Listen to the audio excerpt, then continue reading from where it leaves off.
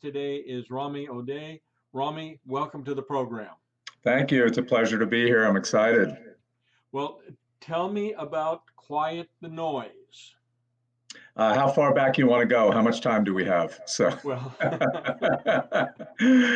um, we probably need to do the Reader's Digest version. all right. Well, I'm good at that, so I can usually net things out. The impetus for it was years ago. Like a lot of people, I started a blog when blogs were popular, and it was sort of my connection to my spiritual side through my running journey. So my faith journey kind of coincided with my running off road in nature. So I've been a competitive athlete pretty much my whole adult life. Got burnt out years ago and just went into the woods to kind of escape and found real peace there and started writing a blog about that, sort of my experiences. And like everyone else who has a blog, was told by millions of people, you need to make this into a book. Right. Right, which is actually, by the way, a great way to write a book because you've got 50% of it written already, right? You just have to go back and reformat it. So that's the genesis of it. That's where it started. I was probably in 2009 is when I started, and kind of went from there. Okay. Now, you mentioned in your material that you sent to me something about hardly being able to get around the block and then going from there to a 53-mile run. Yeah, and I went past that as well. So yeah. Okay, so let's be honest. To do a 53-mile run, what scary thing is behind you? Yeah. So definitely, it's funny. I was just I do a lot of online and phone-based coaching, and I was talking to a client who does ultra marathons like I do, and we were laughing together about all of our shared demons, right? Like that we all have something that we're being scared, but and I think for me, praise God, for me, it's more about going towards something than away from something. So that's been a real blessing for me. I really get a huge amount of benefit, although my family will tell you that I'd probably be crazy without it. So, yeah. Can we talk about this just a little bit, Romy? I think that Sure. you're really on the verge of something real important when you make the distinguishment between running away from something or running to something. Yeah. Can you embellish that a little bit? Yeah, I mean, I can give you a concrete example. I love to use stories. I remember when my father, when I was younger, when he was talking about retirement, and I would, even as a youngster, I knew that what he was doing was retiring away from IBM. All he talked about is how much he hated bureaucracy, the company, his boss, everything. And I would say to him, that's great, but what are you retiring to? Because if you get away from something, you know what they say, right? No matter where you go, there you are, right? Right. Like he's still there. Whatever he's dealing with is still there. And it was a valuable lesson to me to watch his process. He never found something to go to, and it ultimately really killed him. Like it just didn't work for him. So it was a very powerful lesson for me. And so I've done that in my life where, when I do something personally, or even when I coach somebody, it's not about what I'm taking away or the deprivation. Is what are you going to get from this, Okay. right? Yeah. Right. Well, let me ask this, I sorry that it's personal, but how long did your father live after he retired? Not long at all. Not long at all. And he was really probably a year. And it was really due to the fact that he never retired towards anything, and he was a professor. He had so many things that he could have done, but all he wanted to do was work about, how to get away. And I see this in people all the time. I see people right now. I have a really good friend who's a physician, and every day he texts me how many days he has left. And my response is always, what's on the other end? Like, it's great, you're getting out, but what are you going towards? And so Okay. I've lived that philosophy for 30 years now. Well, Rami, of course, our program is Real Hope, but Mhm. from your perspective, how do you instill hope in someone that is in the dead end job, for example? Yeah, that's a great thing. And I'm going to answer that by saying I can't instill it in somebody. I can help peel back the onion and find where it is already in them. Like, I'll give you an example. When I'm working with somebody and whatever their goal is, whether it's to compete in a big race, it's to lose weight, to have a sales objective, whatever it is they're trying to attain. The first thing I work on is not the how, but the why. The why is so much more important. And I can typically, some people it's quick and some people it takes longer. I can find that place that's going to give them what they really want to do. And that brings out that hope in people that's already there. I think that especially this year, given what we've gone through in 2020, I think that hope and having a sense of gratitude and really looking forward to something couldn't be more important than it's ever been really in our Right. history. That's my opinion anyway. Right. Yeah. So you're saying that we all have hope within us. We just need to learn how to pull it out, develop it, give it room Yeah. to grow. Yeah. And I believe that some people it's a lot deeper than others, right? Like it's going to be harder to get to in some, and I'm a big proponent of if you really can't find hope, maybe it's something chemical, maybe it's something systemic that you need to work on. Like it might be like how many people do you know that from the outside look like they have everything going on and they just can't appreciate any of it. Well, that might be just a chemical problem or something, or Right. just could be they're not taking care of themselves, and so their state, like Tony Robbins likes to say, their state is affecting their ability to see that hope, right? Okay. That they're So yeah. what is your diet like? I mean, you're out running. You're saying you've done more than the 53-mile run now. I have. Um, what is your diet like to maintain your health? That's a great question. And I like the question because I just did a presentation on diet that didn't just include food. So, what we take in is just not just nutrients. It involves the people that we are with and the news that we watch and the podcast that we listen to. This is all of our diet, right? And I would say from a nutritional standpoint, what I've learned, what works for me is a low carbohydrate, high fat diet. Like that's something that works really well for me. It does not work for everybody and it's not appropriate for everybody, but that works really well for me. It gives me the fuel and the kind of, I always say that fat is like a big log on the fire and carbohydrates are like kindling, and that it just burns at a much better pace, gives me a much more sustained energy. I don't have highs and lows throughout the day. It lowers your anxiety. It works really well for me. What I've learned during COVID is my diet of my intake mentally and spiritually is even just as important. So you can have the greatest diet and you can exercise, but if you're staying up till 4 in the morning watching the fearful news, nothing's going to work, right? Well, which Yeah. which would you rather do? Would you rather watch the news or would you rather watch something inspirational? Yeah. It's really not even a question, is it? And when I talk to people, I say, look, just I don't care what it is. I don't care which side it's on or anything. Just assess how your body is feeling when you're watching it. Are you relaxed? Are you hopeful? Are you positive? Are you grateful? Then it's good for you. And I know people that can watch the news and be in that state. I don't know many, but I know a few, very few. But most people, when they're watching the news, are in a state of unbelievably high alert, right? They're anxious. And from a physiological standpoint, I have people that do everything right, quote unquote. They exercise an hour a day, they get sunlight, they are sleeping fairly well.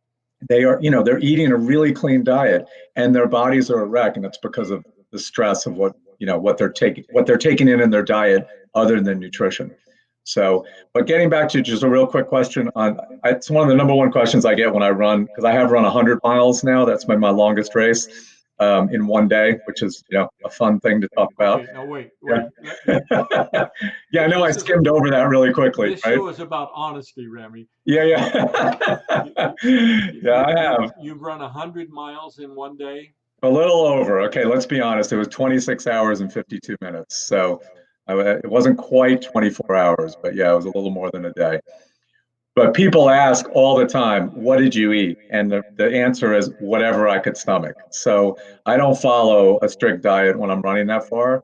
I eat whatever my body will allow me to eat during that time. So yeah. Okay, other than being able to be on our show and brag about the fact that you've run 100 miles in just over a day, what other reason do you have for doing that? So that's a great question. So I've always been goal oriented. I've been doing some type of competition since I was 13 years old, which is almost 7 years at this point. So just letting you do a little math there. But so I got into running when I was 15, did it competitively all throughout my life. Um, a marathon was always a goal. It's kind of the goal of every runner. Once I did that, I found out I didn't even know there were races longer than a marathon, right? Like I didn't even know they existed. And once I found out about it, it really had a calling to me. But I knew what a commitment it would be. So for me, I actually made it bigger than myself. So when I ran 100 miles, I did it as a fundraiser for a local homeless shelter here in Atlanta. And so I actually have taken my second book is about that race, and the whole book is about it. And it kind of nails down the concepts that I use to achieve what I call a BHAG.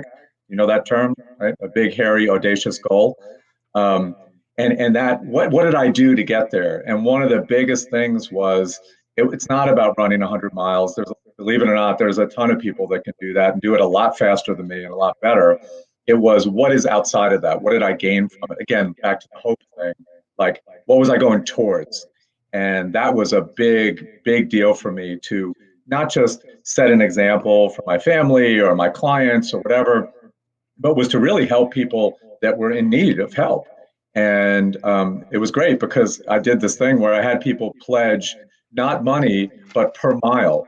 So I had this internal kind of clock going on that every mile I made it, I was getting more money for the homeless, right?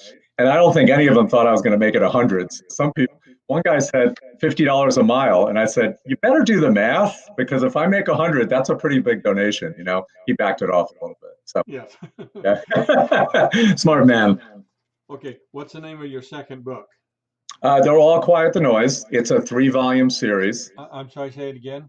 They all are Quiet the Noise. It's a 3 volume Oh, series. I see. Okay. Yes, yeah. Volume one through three, and they kind of follow my journey.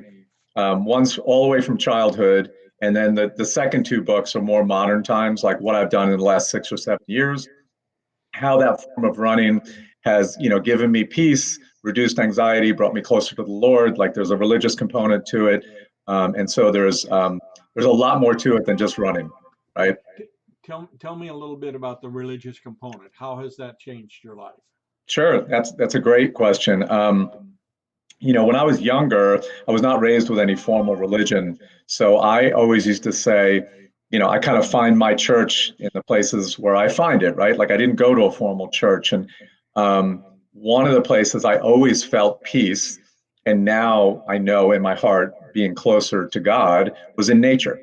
When I was a kid, I rode motorcycles. I raced motorcycles as a kid, and I remember having very large amount of peace when I was in nature in what I call a quiet place. Kind of interesting, quiet with a loud motorcycle, but quiet is a term not about physical noise, but what's going on in your head, Right. right? Like one of the comments I got on one of my books on Amazon was, how can you run with headphones when you have a book called Quiet the Noise? It's not about being totally quiet. It's about quieting the chatter in your head. And so for Explain that. me, What's the difference between chatter and the noise? yeah, great. So for me, again, this is personal, and this is what I tell people is it's that kind of useless internal chatter going on, like self-berating or things that are just repeating in your head that are not positive and not moving you forward. Whether you're down on yourself about work, you're down on yourself about your relationship, you can't stop. I have a tendency to kind of ruminate on those things, right? And I've learned that exercise and specifically being outdoors in nature lets that go. And getting back to the religious thing, that brought me on my faith journey where I actually, was able to find that now in church and in places like that. But originally, it was completely in a nature-based place. And so for me, that it's always like if it's a negative chatter, if I can't, I always say, if I can't turn off my mind, right? I'm going into nature, even if it's for 15 minutes. That's the beauty. When I do a presentation on this, I always say, guys, I'm not asking you to run 100 miles, right? That's not what this presentation is about. It's about the concept of where do you quiet your mind. And it's interesting. I always poll the audience and I say, I've defined this concept, this place where you're completely in the moment. You're not thinking about anything else. You're just there. Give me some examples. And people give me examples of working on their cars, doing carpentry, painting, playing music, listening to music. Very different. Doesn't have to be athletic, right? Everybody has it in them. Yep. Okay, so is that like having a hobby? If I've got a hobby that takes my mind off of the routine of the day. Yeah, yeah. Like for my mom, it was gardening, right? She worked at IBM as well. And her quiet place, thank God back then there weren't phones, there weren't ways to, drag the internet with you as you went into it, was to just be in her garden and fiddle with her plants and all that. Like for her, that was great. For me, I've always been a kind of a high strung person. So I need things that kind of physically quiet me down to also quiet down my mind. That's just me personally. So again, if your hobby doesn't do that for you, that's not what I'm talking about, right? For some people, their hobby becomes more stressful. Like Right. I have friends that are addicted to golf, and I think it's one of the most stressful things in their life. Like the way they complain about it, and the stress that they feel when they don't hit the ball right, and like I don't know that that's what I'm talking about. Yeah, and I don't understand that. I don't get it either. Golf is a wonderful thing. You're out, and no, I don't run 100 miles, but I don't mind at all playing 18 holes Yeah, of golf. yeah, yeah. When I've not played much, I've only been out a couple of times, but the first thing I noticed about it was the quietness. It was amazing and beautiful. I was in North Carolina and just great views. And of course, now, guys are out there talking on their cell phones, kind of ruining the moment. But, Yes, yes. yeah, I'll yeah, tell you one of the things that I really like about golf, and I think this has some implication as well, and that is that I can hit a ball, and occasionally it will soar just like the professionals do it, right. and that just gives you a lift. Hey, did you see that? Right, right, right. And it's an incredible feeling. And you don't need many of them. It's the same thing with me with running. I don't run like I did 40 years ago, but there's moments where I catch a good downhill and I'm feeling good and I feel like that. Now, if you filmed me, I don't think I'd look like an Olympic athlete, but from the inside, I'm feeling that way. And it's a beautiful moment. I really cherish it. So how many miles do you run a day? I actually don't run all that much, believe it or not. It's funny. Comparative to the people that I train with, I probably run 50% less. So I am a big believer in cross training. That's why I've been able to run for now 43 years without any major injuries. I do a lot of weight training. I ride a bike. I do hiking. So I'll go out this morning. I met a friend and we didn't run a step. We just hiked the whole time. Right. So I'm a big person, big believer in movement. When I'm training for a race, for a longer race, anything over a marathon, I mean, I'll probably train maybe 8 to 10 hours a week. But I do it by time. So I don't do it by miles because my miles are too slow now. It's too depressing. So I go by the clock and how I feel. And so 8 to 10 hours a week, and probably 50% of that is hiking. So that's the beauty of the sport that I'm in, is that walking is allowed and encouraged. And so, the trails that I run on are not like running down your local street. They are, if you've been on the Appalachian Trail, that's one of the places we train. It's not a flat road, you know? Right. Yeah, it's one of those hills. Yeah. So, Okay. So give me three things that I should do. physically, mentally, or spiritually, what are you asking? Yes. I love it. So, when I tell people with a physical standpoint, right? If I was going to like coach you through something, first I would ask you your why. Why are you doing this and what's the goal, right? Because that'll define what we're going to do. But for most people that I deal with, 90% or more, it's feeling good, health based, longevity, right? They want to live, and it's not how long they live, it's how well they live, right? So we call it health span instead of lifespan. So the number one thing, and this is going to sound strange because I'm a runner, that I recommend is strength training. So everyone, Is strength what? training, like lifting weights, strength Oh, training. okay. Yeah. And so, it's the opposite of what most people think. They think that cardiovascular exercise is really the longevity. It's really not. My running is much more something I enjoy. It's a lot of fellowship. I spend time with friends. It's spiritual, obviously, for me. But as far as health goes, number one would be some type of weightlifting 2 to 3 times a week. Okay. Okay, and why is that? What is it about weightlifting? So, everyone that when you and I get to be 40 years old, we're not there yet, but when we get to be that old, right, we're going to start to lose muscle. You said you wanted to have fun, so I'm just throwing it out there. Okay, good for Yeah. you. Yeah. So we all lose muscle as we age, all of us. It's inevitable, right? But it's not because of age, it's because of inactivity. Nothing maintains muscle mass like strength training does. I And it is agree. the number one link to health. So the medical term is sarcopenia, which means losing muscle mass as you age, and you can reverse that by strength training. So what I tell people is it's basically the most bang for your buck. Like if you want to look at the ROI of exercise, nothing beats strength training. Not swimming, not running, not Pilates, not yoga. It is for 45 minutes, you're getting building muscle, changing your metabolism, feeling better, looking better, right? There's a aesthetic to it. And you can even get a cardiovascular benefit out of it if you do it right.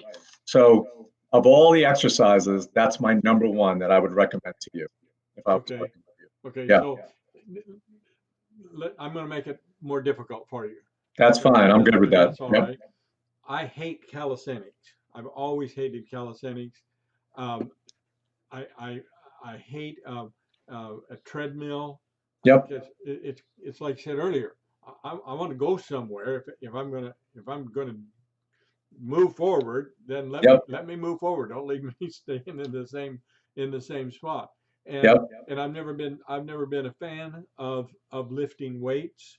Hmm. Um, so I like golf because I can get a certain amount of exercise there. Um, Now I haven't played for a while, but I used to enjoy racquetball because Hmm. that gave me a good workout. Right. So what kind of things can I do that are going to be quote unquote fun to do that's not just quote unquote work? Because Right. for me, lifting weights would just be work. Right, right. So I would, if I was talking to you, and I am, right? So we're having a conversation. I would just go back to your why again. Like, why are you doing this? Why do you play golf? Why do you exercise? Is it again? Is it health related? Is it longevity? What are the reasons? And Okay, well then, let's say it's health related. Let's okay, say that it's weight related. I want to lose yeah, some weight. you want to lose some weight. So I would dive in even deeper on that. I would say, why do you want to lose weight? Like, what's the reason behind it? Is it aesthetic? Is it health? I Is don't it, like fat. Yeah, yeah. But again, so you can understand how this conversation could take like an hour, right? Like I would Right. keep asking you why. And my rule is, and I've stolen this from somebody, if it doesn't make you cry, it's not a big enough why. Okay. So I would get you to the point where there's an emotional component to it. We would keep diving in until you told me, well, you know what? I watched my father die. I'm just throwing this out there. This didn't happen, but I watched my father die at 57 years old because he never took care of himself. He smoked, he never exercised, and I never want to go through that. And then there's an emotional component. I would nail on that. And then I would go back to what you said at the beginning, which is it feels like work. And I would say, too bad. I would be really honest with you because the bottom line is for something to work, it has to have a work component to it, right? Like it just does. And I'm very honest with people. It doesn't have to be miserable. We can make it more fun. We can make it more movement based. I have clients who don't go to gyms. They do all their workouts outdoors. They love the outdoors. So we set up a workout that they can do outside. There's ways around it. But the ultimate thing on everything to me in life is that if it doesn't have a challenge to it, it's not going to move the needle. Right. It's just Right. not. Work, spirituality, marriage, fitness, nutrition. Like people say, I want a diet where I can eat anything I want and I want to lose weight. Well, great. When you figure that out, let me know what it is. Well, I have an answer for that. Yeah. Diet food tastes so bad I can eat all I want and I don't eat very Right. much. Right. Exactly. Exactly. So, I mean, I think that's a philosophical discussion Right. as to like how hard are you willing to work and then how big is the pain in your life, right? Like everything we do in life is either avoiding pain or approaching pleasure, right? And so when I have a client who comes to me who's just had a heart attack, they would not say what you said. They wouldn't say, well, it feels like work. I don't like doing it. They would say, I'll do anything to not go through a heart attack again. Tell Right, me what to do. right, Their why is massive. right. If it's not there, sometimes it's just not the right time, you know? Okay, our time's just about gone, Okay. but let me ask, what are you doing with the COVID-19 shutdowns? How are you able to get out and do the things that you need to do as far as your exercise and your Yeah. routines? Yeah, great question. We're blessed. I'm in Georgia, so we have a pretty open state. Our governor did never really completely shut down. He definitely didn't shut down the parks. People could get outside. Gyms shut down for about 3 or 4 weeks, and then they reopened. So we're able to get out there. But I do have clients in New York and California, so I send them programs that they do in their homes. They're allowed to go around their block, so we do that kind of thing. But one of the things they're showing with COVID is a lack of vitamin D is a big link to people having really bad adverse reactions to COVID, and that's not being outside, right? And so obviously you can supplement with vitamin D, but just to get outside a little bit and get nature. And so, like I said, I've been very blessed where I am. And then if clients aren't, we work around it. But I get them even in New York when they couldn't leave their apartments, I'd have them go on their deck and just get that sunlight on their face, just Right, for a few minutes. Yeah, yeah. right. So, Okay, so the book is Quiet the Noise, A Trail yep, Runner's Path to Hearing God. We that's it. haven't talked about hearing God. Yep. So we did because we talked about being quiet. So Oh, for okay. me, this is for me, right? Is that I think he's speaking to us at all times. But I think we have so much noise in our heads, in the news, everywhere that we don't hear him. So for me to truly hear him, and it happens to me, is when we are away from all of this and we find a quiet place. Again, getting back to when you're talking about hobbies, for some people that's in their back room painting a painting, right? They hear that voice or that connection or that flow and all Okay, that, so and that's you're what when you works for when me. you talk about hearing God, then you're hearing something from within. You got it. You got it. Okay, It's not a big booming voice. Haven't had that yet, from the sky. So, yeah, but it's an internal. I think he's speaking to us at all times. I think he performs miracles. I think at all times. We just we're so inundated. I saw this crazy thing that the human's attention span has just gone under that of a goldfish. So a goldfish attention span is 9 seconds. We're now below that. How they tested that, I'm not sure, but yeah. thanks a lot. I'm a little lower than a goldfish. Yeah, I know. We all are. We all are. So that's my goal is to be higher than a goldfish. So yeah, Rami, thank you so much for being with us. You've been watching Real Hope with W. Olaney and my guest, Rami Odeh. Thanks for being with us today. Be safe and remember, with hope, anything is possible.